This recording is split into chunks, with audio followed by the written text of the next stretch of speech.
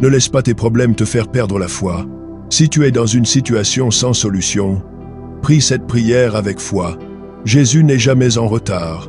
Reste avec moi jusqu'à la fin, car cette prière peut changer ta vie aujourd'hui. Prière pour les personnes qui traversent de grands problèmes, mais qui croient en Jésus. Père céleste, nous venons devant toi aujourd'hui avec des cœurs lourds, des âmes fatiguées, mais avec une foi toujours vivante en Jésus-Christ. Ta parole dit dans Psaume 46, verset 2, « Dieu est pour nous un refuge et un appui, un secours qui ne manque jamais dans la détresse. » Père, regarde toutes les personnes qui écoutent cette prière en ce moment.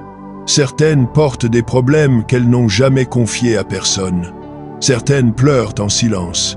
Certaines sont arrivées au bout de leurs forces. Mais aujourd'hui, nous courons vers toi, car tu es le Dieu qui répond aux prières. Seigneur Jésus, tu dis dans Matthieu 11, verset 28, « Venez à moi, vous tous qui êtes fatigués et chargés, et je vous donnerai du repos. » C'est pourquoi nous venons à toi, Seigneur.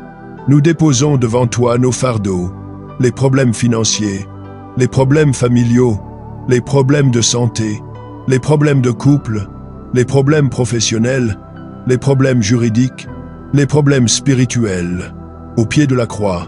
Père, aucun problème n'est trop grand pour toi. Aucune situation ne dépasse ta puissance.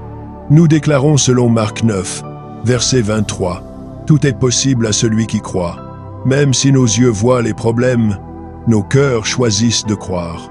Même si les circonstances disent non, notre foi dit oui. Père, renouvelle la foi de ceux qui sont découragés. Fortifie la foi de ceux qui sont sur le point d'abandonner. Relève ceux qui sont tombés. Car tu dis dans Ésaïe 41, verset 10, « Ne crains rien, car je suis avec toi.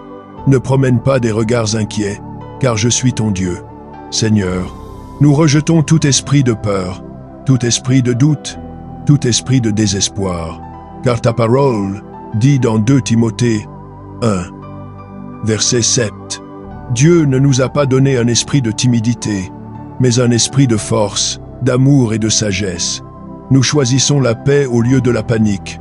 Nous choisissons la foi au lieu du doute. Nous choisissons l'espérance au lieu du désespoir. Père, apprends-nous à t'attendre sans murmurer. Apprends-nous à te faire confiance, même lorsque nous ne comprenons pas. Ta parole dit dans Romains 8, verset 28, « Toutes choses concourent au bien de ceux qui aiment Dieu. Même ce que nous traversons aujourd'hui, tu peux l'utiliser pour nous bénir. » Jésus, nous nous souvenons de la croix. Nous nous souvenons de tes souffrances. Nous nous souvenons de ta victoire. Tu dis dans Jean 16, verset 33, « Dans le monde, vous aurez des tribulations. Mais prenez courage, j'ai vaincu le monde. » Si tu as vaincu la mort, tu peux aussi vaincre nos problèmes. Père, nous te demandons d'ouvrir les portes qui étaient fermées, de créer un chemin là où il n'y en avait pas. Selon Apocalypse 3, verset 7, « Ce que tu ouvres, personne ne peut le fermer. Ce que tu fermes, personne ne peut l'ouvrir. » Nous croyons au miracle. Nous croyons à la délivrance. Nous croyons à la restauration. Merci Père, même avant de voir la réponse. Merci parce que tu es déjà à l'œuvre. Merci parce que tu n'abandonnes jamais tes enfants. Ta parole dit dans Psaume 34, verset 19, « Le malheur atteint souvent le juste, mais l'Éternel l'en délivre toujours. » Père, nous remettons toutes choses entre tes mains. Nous nous reposons dans ta paix. Nous te faisons entièrement confiance. Nous déclarons que Jésus est notre seul espoir.